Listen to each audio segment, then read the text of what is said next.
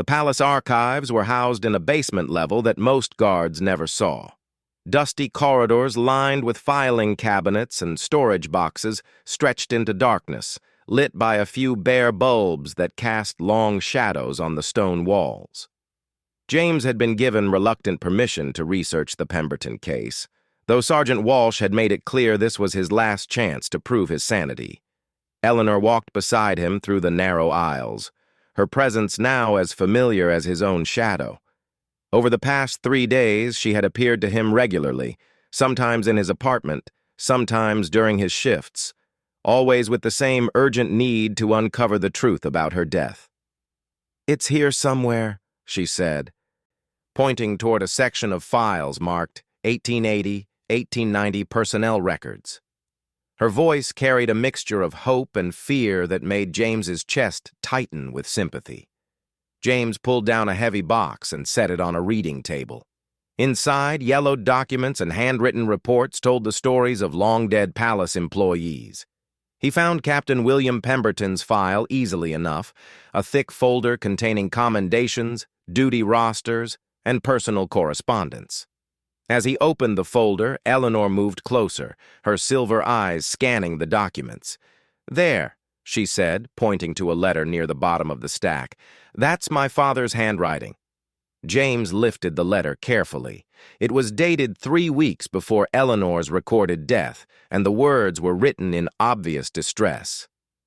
"My dearest brother Thomas, I write to you with a heavy heart. Lord Ashworth has made threats against my family because I witnessed his son's disgraceful behavior toward the kitchen maids. He believes I will report the incident to Her Majesty. Though I have given no indication of such intention, I fear for Eleanor's safety. The man's influence reaches far, and his anger burns cold. If anything should happen to me or my daughter, know that it was no accident. Your devoted brother, William." James felt his blood turn cold. Here was evidence that Eleanor's father had suspected danger, had even predicted that any harm to his family would be deliberately caused. But the letter raised more questions than it answered. "Lord Ashworth," Eleanor whispered, and James saw her form flicker like a candle flame in the wind. "I remember now. His son cornered me in the garden that day. He was angry about something my father had done. He pushed me from the wall and then ran away when he saw what had happened." James continued searching through the files until he found another document that made his heart race. It was an official report about Eleanor's death, signed by several palace officials.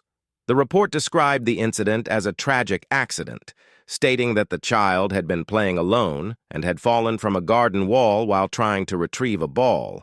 But clipped to the back of the report was a handwritten note in different ink, added later. "Lord Ashworth's son confirmed to be elsewhere during incident. Multiple witnesses place him in the library at time of accident. No further investigation warranted." Eleanor laughed bitterly. "Witnesses who were paid to lie? No doubt. The Ashworth family owned half of London. Who would dare contradict them?" James photographed the documents with his phone, knowing he would need proof of what he had discovered. But as he worked, he became aware of a change in the atmosphere around them. The air grew colder, and shadows in the archive room seemed to move independently of the light sources. "He's here," Eleanor said suddenly, her voice filled with an emotion James had never heard from her before. It wasn't fear exactly, but something deeper and more complex. James looked around the empty archive room, seeing nothing unusual. But Eleanor was staring at a corner where the shadows seemed particularly thick. As James watched, the darkness began to take shape, forming into the figure of a young man in Victorian-era clothing. The figure was tall and thin, with dark hair and cruel eyes that seemed to burn with an inner fire. Unlike Eleanor, whose presence felt sad but gentle, this newcomer radiated anger and malice. James realized with a chill that he was looking at Eleanor's killer, somehow drawn to this place by their investigation into his crime.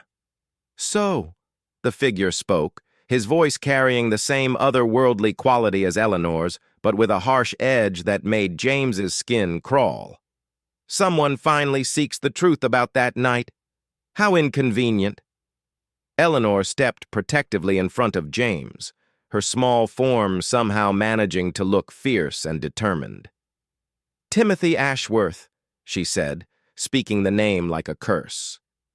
"You cannot hide from the truth any longer." Timothy's ghostly form laughed, the sound echoing strangely in the confined space. "Hide? I never hid, little girl. I simply lived my life while you rotted in the ground. I became everything my father wanted me to be. Rich, powerful, respected. No one ever questioned your death because no one cared enough to look deeply." James found his voice, though it came out as barely a whisper. "You murdered a 6-year-old child because you were angry at her father." Timothy turned his burning gaze on James. "I was 15 years old and furious that a common guard dared to threaten my family's reputation. I never intended for her to die, merely to send a message. The fall should have been survivable." Eleanor's form began to glow brighter, her red coat becoming brilliant crimson. "But it wasn't survivable, and you knew it when you left me bleeding in the garden. You could have called for help, but you chose to save yourself instead." James watched in fascination and growing fear as the two spirits faced each other across more than a century of separation. The archive room seemed to fade around them, replaced by glimpses of the palace gardens as they had existed in 1887. "What do you want from me now?" Timothy demanded. "I died 30 years ago. My earthly crimes were never punished, but death has its own justice. I am trapped just as you are, unable to move on because of the guilt I carry." Eleanor shook her head. "I'm not trapped anymore. This man," she gestured to James, "can see the truth. He can tell the world what really happened. That's all I ever needed, someone to witness the injustice and speak for those who cannot speak for themselves." As she spoke, Eleanor's form began to change. The sadness that had always surrounded her was lifting, replaced by something that looked like peace. Her silver eyes grew warm and her smile became radiant. "You were both children," James said suddenly, understanding flooding through him.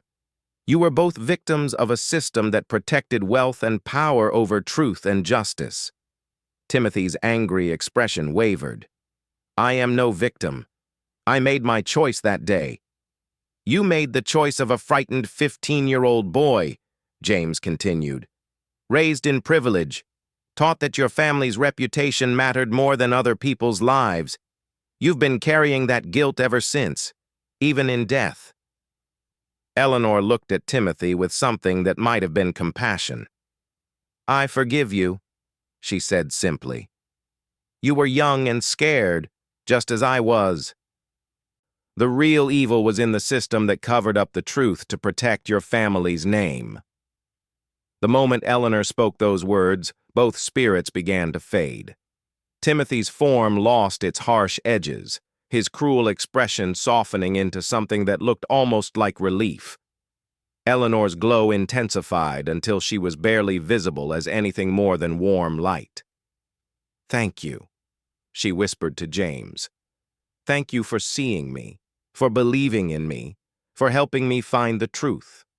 Now, I can go home." As the two spirits disappeared, James felt a profound sense of completion wash over him.